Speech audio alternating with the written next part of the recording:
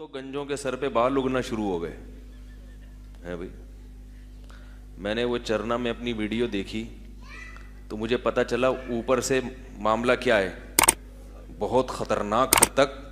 کیونکہ ہم جب شیشے میں اپنے آپ کو دیکھتے ہیں تو سامنے سے تو نظر آتا ہوں, پٹے بھی نظر آتے ہیں, میں کہتا ہوں واہ بھائی واہ واہ مفتی صاحب واہ واہ واہ. کبھی اس طرح کر کے تو دیکھنے کا موقع ملا ہی نہیں, اور اس طرح اگر کریں گے بھی تو کون دیکھے گا بھائی, وہ تو ہم تو نیچے دیکھیں گے پھر. تو وہ جو چرنا کی ویڈیو انہوں نے جو اوپر سے بنائی, تو ٹیکنالوجی کی مدد سے ہمیں پتا چلا کہ اوپر کا معاملہ کیا ہے.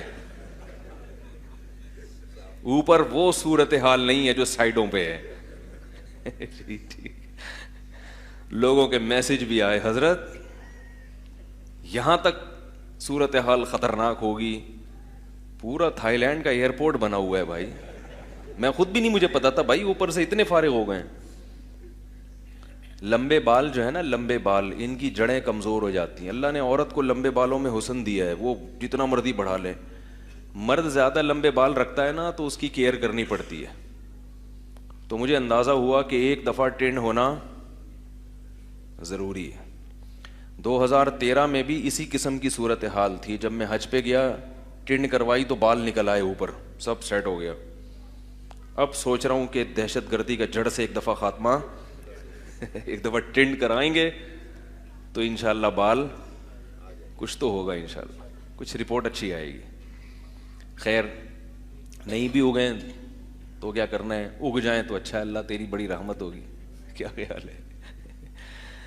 تو بال بھی اللہ کی بہت بڑی نعمت ہے. پہلے میں نہیں سمجھتا تھا بالوں کو نعمت, میں یہ سمجھتا تھا کہ گنجا ہونا کیا ہے. کیونکہ ہم دیکھتے تھے بھائی تبلیغ والے بھی گنجے رہتے ہیں زیادہ تر, سب تو نہیں. خانقاہوں میں ہم دیکھتے تھے کہ جو اہل اللہ سے تعلق رکھتے ہیں وہ بھی کیا رہتے ہیں, ٹرینڈ کرا کے رکھتے ہیں. تو میں یہ سمجھتا تھا کہ ٹرینڈ کرانا کیا ہے افضل.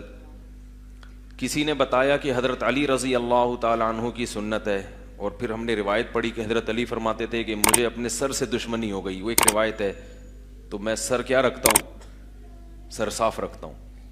تو ان روایتوں سے میں یہ سمجھتا تھا کہ, لیکن جب ہم نے خود ریسرچ کی, خود تحقیق کی, تو پتہ چلا کہ بال رکھنا کیا ہے افضل. نبی کے تو پٹے والے بال تھے, صحابہ کے بھی بڑے بال ہوا کرتے تھے. دوسرا بالوں میں زینت ہے, اللہ نے بال دیے رکھنے کے لیے.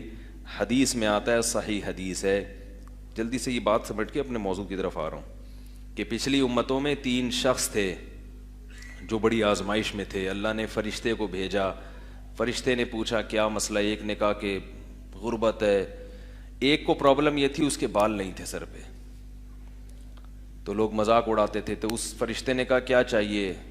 فرشتہ نہ مختار کل نہیں ہوتا. لوگ کہہ سکتے ہیں جب فرشتوں سے مدد مانگنا جائز ہے تو نبی سے کیوں جائز نہیں ہے. فرشتے کو اللہ نے بھیجا تھا کہ یہ جو ان کی حاجت ہو بتا دو, وہ حاجت میں پوری کر دوں گا. تو ورنہ وہ لوگ اس وقت کے نبی سے بھی مانگ سکتے تھے. تو فرشتے نے کہا کہ بھائی ٹھیک ہے.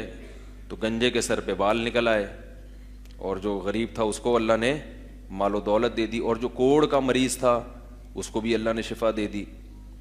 پھر وہ فرشتہ دوبارہ گیا انسانی شکل میں, تو ان میں ایک شخص آزمائش میں کامیاب ہوا, شکر گزار بنا, 2 کیا ہو گئے, ناکام. تو یہ اللہ نے امتحان کے لیے بھیجا تھا. تو بہرحال وہ قصہ حدیث لمبی ہے, وہ اس کی تشریح میں چلا گیا تو موضوع چینج ہو جائے گا. تو اس حدیث سے یہ پتہ چلا کہ یہ گنجا ہونا کیا ہے, اللہ کی طرف سے, بولو بھائی, آزمائش ہے. کیا ہے, آزمائش. تو ان تمام باتوں سے پتہ چلتا ہے کہ گنجا ہونا کیا ہے, ایک آزمائش ہے. اتنی بڑی بھی نہیں ہے, پریشان نہ ہو جو گنجے ونجے بیٹھے ہیں یہاں پہ. مطلب ہے کہ بہتر ہے کہ بال ہوں تو زیادہ اچھا ہے. کیا خیال ہے, آدمی بیوی کو بھی اچھا لگتا ہے, دوستوں کو بھی اچھا لگتا ہے. کل میں نے ایک صاحب کے دیکھا پورا ایئرپورٹ نا کم عمری میں ہی, اور جب قدرتی بال گرتے ہیں تو بڑا زبردست ایئرپورٹ بنتا ہے, وہ رن وے بنتا ہے بالکل. ان کو ہیلمٹ پہننے کی ضرورت نہیں ہے. میں نے کہا آپ ویسے ہی ہیلمٹ ہیں, بے تکلفی تھی ان سے. تو میں نے ان سے کہا بال لگوا لیں یار کہیں جا کے. آج کل ٹیکنالوجی کی برکت سے بال بھی کیا لگتے ہیں, لگ جاتے ہیں.